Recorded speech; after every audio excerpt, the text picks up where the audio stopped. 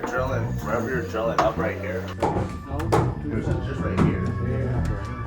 Now he's got to center it. Has anybody got a level here? Jordan is perfect. It looks good. Now it looks better. Screws in, and you have screws on you? Are we just putting the screws in the corners right now, or what? You gotta angle it out. We're putting in our windows, and on these units, we're gonna have sliding glass doors. So it's gonna be going in as well. So right now I was just helping her lift it in place while Rick and Jordan were adding shims under it to make sure that the window is level. Right now Alyssa is adding in extra screws. We're putting them up on the top at first just so that the window doesn't fall back out. I'm gonna grab my coffee. I can help you if you need help. I can do it on this side. She's just adding screws to keep the window in place. So we put the shims underneath it to make sure that it was level to the house. And I mean, it's important because it's not just about making sure that the window doesn't look crooked, but anything else that we do that we measure, like for example, any of the siding, like that needs to be nice and straight, because when we go to make our cuts for our siding, if that window is kind of off kilter and tilted, then our siding's not gonna be like two nice like straight edges. It's gonna be like one wonky edge and one straight edge for the So side. it sounds like if you get one thing wrong, you can have a domino effect. Absolutely, and you know that's kind of what you learn doing this stuff. The importance of keeping everything plumb and level. Like, you know, even the framework that we did, if that's not done correctly, then we might have had more trouble putting in that window. Thankfully, it was pretty easy, which means that the framework that was done in the house was probably pretty good. Obviously, it's not gonna be a super snug fit, and so that's the point of adding the shims underneath it. And that's what you want. You don't want it to be really snug, because if the frame was not built correctly, then you would definitely have that wonky window. Just asking to make sure she didn't need help. You didn't need help? No, she's got it. She's just screwing the rest of the screws into the window, but it's this thin little piece of wood that we have here. I can't pull it out because that's what's keeping our window level. But basically, the end that's in here, and I don't know if you can see it, is really thin. And then as it comes out, it gets thicker. So depending on how much space you need there, you can even cut them and like break them in half to get a thicker piece, kind of like on the opposite side. See, it's thicker over here. And that's just kind of sitting there to just make sure that the window stays where it is. Eventually, we'll probably cut these down or just break them off at a certain point, because they can't stay there when we do drywall. The point of these things is just to keep the window in its spot. Once it's screwed in, it's not gonna be going anywhere. Right? That's the point of keeping this here, to make sure that it's right in the center and that it's nice and straight. So, if I'm not mistaken, I think these can come out, or they can just get broken off and to just leave a little tiny piece there, because you need to have space here for the drywall. So there won't be anything here. That'll all be sealed and covered up. After we do install the drywall here, which will come up a little bit and it'll cover these gaps, we'll caulk it at the end, and that just creates that seal. So no water will come in, nothing should be coming out of it, like it'll create a nice seal. Yesterday they installed this window and they didn't leave any shims, so it means that they probably already got it all screwed in and it's level, so there's no need for those to be there anymore. That's not crimp. Ah! It's a crimp in It there. wasn't me!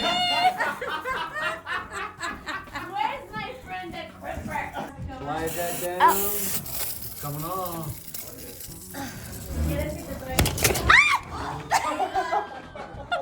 Water's off. Can I bring you some towels?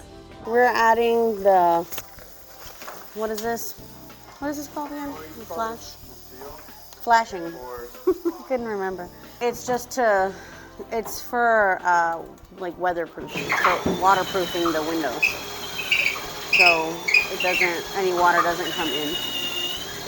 And then if you notice on her house, you put the sides on first, and then you put that last strip up on top. So when the water drips up from the top, it doesn't go into anything else. It'll help it create a seal and go around it. Yep, I never knew about this until I started doing it. So let's see, you don't pull it completely out. Waterproof, so when the water runs down, it doesn't get into the window and it doesn't get up underneath to where it would then get into the house. It's very sticky, so you want to make sure that when you put it on where it should go, because it doesn't come off very easy.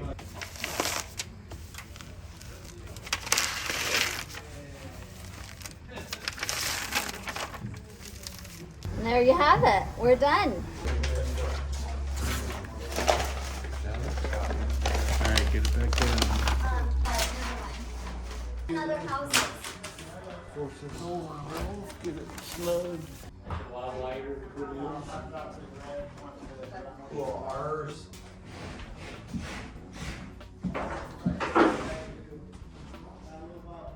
Do you need a ladder maybe? Probably.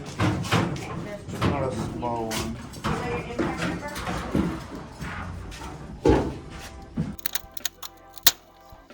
Yeah, so I'm gonna go back inside. I'm gonna go grab some shims. He's gonna have to hold it. You need to grab your yellow level too if you don't have it.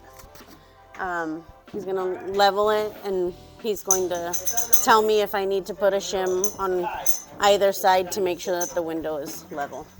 So we're gonna do that right now. And then you'll just go around and you'll screw it. Remember, Nelson said every foot, so every 12 inches you need to add a screw. Got it? Yes. You understand? Yes. Cool. I'm just basically installing it, so I had to explain that he needs to hold the window from the other side.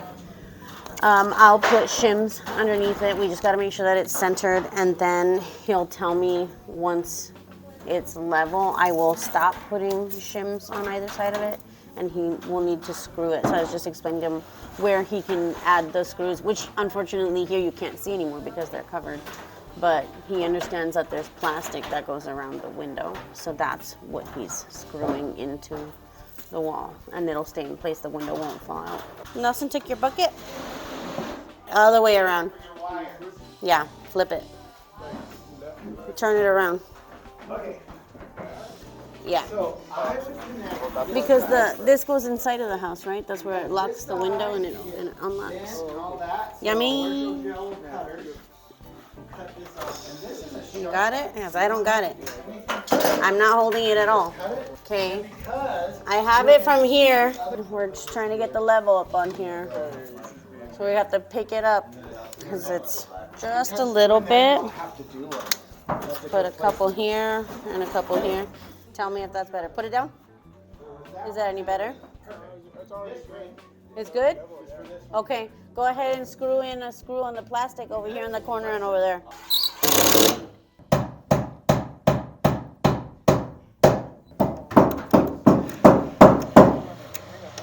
It's just once you put the screws in, it's gonna move it. See, you took it out and then it went back down. Looking right there. Go ahead and do the screws that go up top.